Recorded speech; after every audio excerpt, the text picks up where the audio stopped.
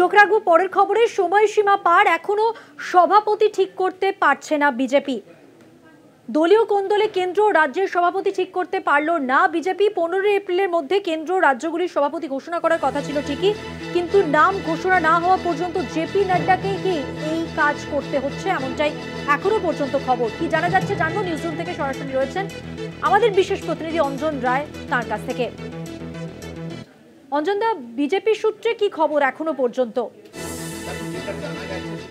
যে 15 এপ্রিলের মধ্যে সর্বভারতীয় সভাপতির নাম ঘোষণা করার কথা ছিল, এবং যে রাজ্যগুলো এখনো পর্যন্ত হয়নি তার সভাপতির নাম ঘোষণা করার কথা ছিল। 2024-এর ইলেকশনের পর থেকেই কিন্তু কার্যত জেপি নাড্ডার পরিবর্তে মুখ খোঁজার চেষ্টা চলছে। প্রায় 1 বছর হতে চলল, বিজেপি কিন্তু এখনও সেই মুখ খুঁজে পেল না। এবং জানা গেছে যে একটা জটিলতা সৃষ্টি হচ্ছিল, সেই জটিলতার মধ্যে দাঁড়িয়ে চেষ্টা করা হচ্ছিল যে নরেন্দ্র মোদী, অমিত শাহ যে নাম পাঠাচ্ছে, আরএসএস সেই নাম পছন্দ করছে না, আরএসএস যে নাম পাঠাচ্ছে নরেন্দ্র মোদী, অমিত শাহ পছন্দ করছে না। কোথাও একটা দুপক্ষের একটা দ্বন্দ্ব চলছিল। সেখানে দাঁড়িয়ে প্রধানমন্ত্রী এবং সংঘ প্রধান, আরএসএস প্রধান যে বৈঠক করে, তারপরই একটা সবাই ভাবে যে এবারই হয়তো সর্বভারতীয় সভাপতির নামটা ঘোষণা হবে, এবং সেক্ষেত্রে একটা ডেডলাইনও করে দেওয়া হয় যে 15 তারিখের মধ্যে সভাপতি এবং পরবর্তীর ক্ষেত্রে রাজ্য সভাপতির নাম ঘোষণা হবে। 15 তারিখ অতিক্রম হয়ে গেছে, এপ্রিল মাস শেষ হতে চলল, এখনো পর্যন্ত বিজেপি সূত্রে যা খবর এ মাসে কেন্দ্রের সভাপতি বা রাজ্যগুলো যেখানে বাকি আছে বাকি সভাপতিদের নাম ঘোষণা করা হচ্ছে না। পরিষ্কারভাবেই এটা জানা গেছে যে চলতি মাসে আর হচ্ছে না। অর্থাৎ বিজেপি তাদের যে সময়সীমা ধরেছিল 15 এপ্রিল, সেটাকে তারা রাখতে পারল না। এই রাখতে না পারার মূল কারণ কিন্তু মোদি অমিত শাহ ভার্সেস আরএসএস দ্বন্দ্ব সর্বভারতীয় ক্ষেত্রে, যার প্রভাব পড়ল বিভিন্ন রাজ্যগুলোর ক্ষেত্রে। এই রাজ্যের ক্ষেত্রে আরএসএস যাদের নাম পাঠাচ্ছে তা এই রাজ্যের প্রথম সারির নেতাদের পছন্দ নয়। প্রথম সারির এই রাজ্যের নেতারা শুভেন্দু সহ যাদের নাম বলছে সেটা আরএসএসের পছন্দ নয়।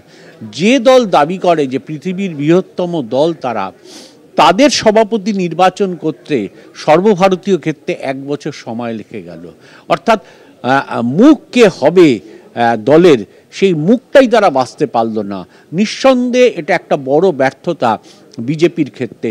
রাজ্যের ক্ষেত্রেও সেই একই, যে বিরোধী দল বলে তারা দাবি করে, একমাত্র বিরোধী দল দাবি করে, সেক্ষেত্রে সভাপতি কে হবে সেটাও এখনও তারা ঠিক করতে পারছে না।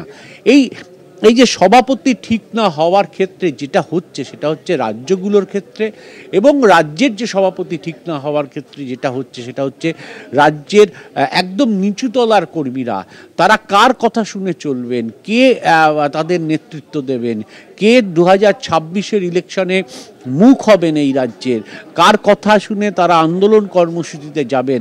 কারণ বহুভাবে বিভক্ত রাজ্য বিজেপি, ফলে সেটা যখন তারা ইঙ্গিত পাচ্ছে না, ফলে অধিকাংশ ক্ষেত্রে দেখা যাচ্ছে যে ক্রমশ এ রাজ্যের জমায়েত ক্রমশ কমছে বিজেপির ক্ষেত্রে।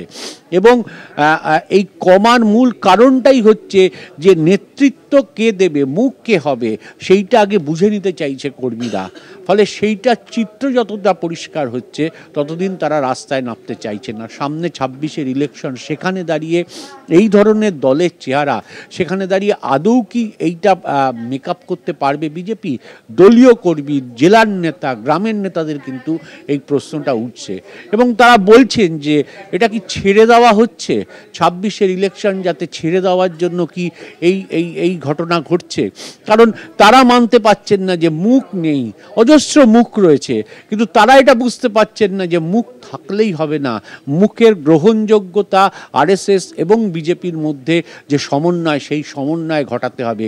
সেই সমন্বয়ের জন্য যা কোনো একজন চূড়ান্ত মুখ, সেটা কিন্তু বিজেপি খুঁজতে পারছে না। নিঃসন্দেহে সর্বভারতীয় ক্ষেত্রে এবং রাজ্যগুলির ক্ষেত্রে বিজেপি, বিশেষ করে এই রাজ্যের ক্ষেত্রে বিজেপি এ ব্যাপারে ব্যর্থ, এ ব্যাপারে বলার কিছু নেই। ধন্যবাদ। কথা বললাম নিউজরুম থেকে, সরাসরি ছিলেন আমাদের বিশেষ প্রতিনিধি অঞ্জন রায়, তার সঙ্গে।